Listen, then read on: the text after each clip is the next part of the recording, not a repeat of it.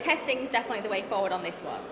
So whether it's penetration testing, testing your processes, testing the people that you have, that they're meeting certain requirements, penetration testing, purple teaming, all of that, get it done, and the results of that, the remediation off the back of that retesting, you'll know where you stand.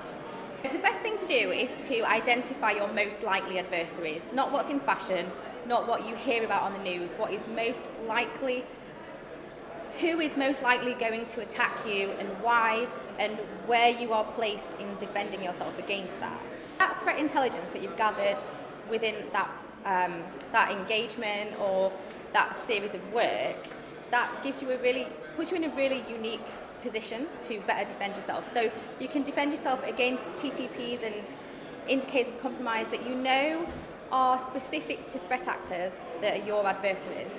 When you have that knowledge, you can put those things in place. You can't defend yourself if you don't know what you're defending yourself against. Going back to what I just said about testing, what we're doing is purple team engagements. So we do a number of services, well, three core services, but to really answer this question, I'll tell you about the purple teaming service that we do. So we do a threat intelligence piece. We gather information from open source intelligence, threat intelligence forums, various information. We spend time with the customer internally, find out as much as we can. We put that all into a complete piece of work that we call a template, and we work with penetration testers and incident responders together in the same room in what we call a purple team engagement. And we go through every single TTP that relates to every single likely adversary that we can find. We relate it specifically to the network. It's incredibly bespoke. And we sit in a room together and we literally just hash it out. So we have our pen tester there testing something while our blue teamer is sat there looking at their SIEM solution, looking at things on the network to see if anything's popping up. If it is, great. Can we do something about it? No, maybe we'll put something in place. If they can do something about it, excellent. We know that they're robust. We know that they've got that framework in place and they're perfect. I think half of the battle is gathering information, is the threat intelligence piece. You literally cannot defend yourself if you don't know what you're defending against in every aspect of life. And this is no different. So for me personally, I strongly believe that the diversity of thought is diversity that really matters. Now, in order to get that diversity of thought into the industry, we need to bring in different sections of people. Unfortunately, in this country, we have a huge class divide, so we need to make sure we're opening up information security to people from various different backgrounds. And a really easy way to bring in a big flood of people that think differently to the people that are already in the industry is to open it up more to women. Now, it is open to women. There is a lot of men in the industry that are trying really hard to get women to apply for jobs at their companies, getting really behind initiatives like Ladies in Modern Hacking Society. And we're still finding that a lot of women are lacking confidence in getting engaged. And I think we've really got to empower women to think in a way that failure isn't failure until you've given up.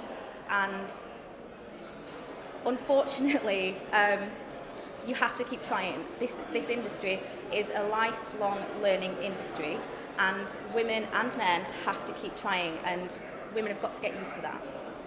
I'm really interested to see for myself. I'm really interested to see how legally cybersecurity is going to evolve with things like deep fakes and impersonation attacks. That's incredibly interesting to me.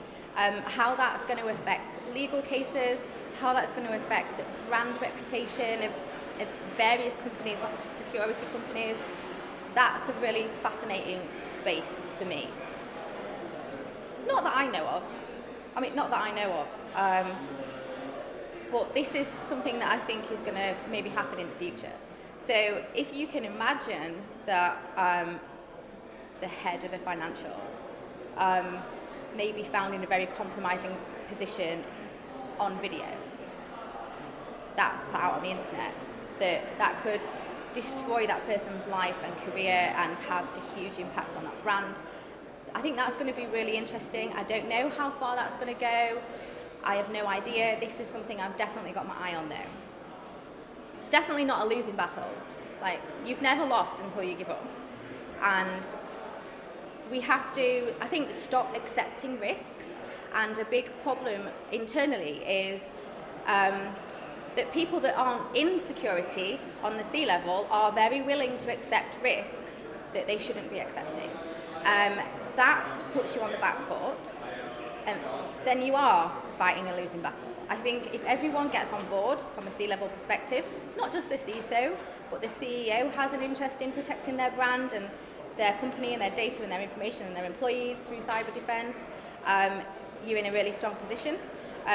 Again, with the CTO, I think a lot of onus is put on the CISO. So it starts at the top. You have to get leadership engaged in wanting to be secure, seeing security as a viable part of the business, not a money drain, but something that saves them money. If they don't protect themselves, potentially they could be fined millions, thousands of pounds. They could also have their data stolen, lose thousands and millions of pounds through brand impingement. And it starts at the top, and I think if the top of the company do not care about security, you are fighting a losing battle, yes. I think if they do, if a good CISO, a good CTO can get the rest of the company involved, it trickles down, and no, you're not fighting a losing battle. We can say, you hear it all the time at events like this, that the people are the weakest link. Well, yes, they can be, but they can also be the strongest defense. And if you empower your defenders, which is every single person in your company, you are going to win. The benefit of information security events just like this is that people can share knowledge, come together, share knowledge, people can learn. And especially when companies get on board and they pay to send their employees to these events, it's absolutely excellent. It's knowledge gained, knowledge shared, fantastic, making new connections as well, opens you up to wider discussions that you might not have thought of. So yeah,